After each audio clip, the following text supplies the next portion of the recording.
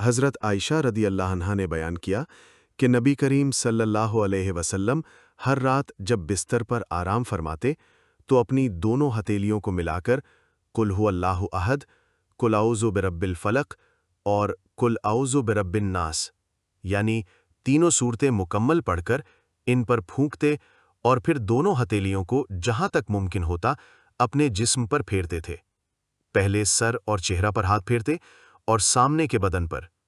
آپ صلی اللہ علیہ وسلم یہ عمل 3 دفعہ کرتے تھے۔ صحیح بخاری، حدیث نمبر 5017۔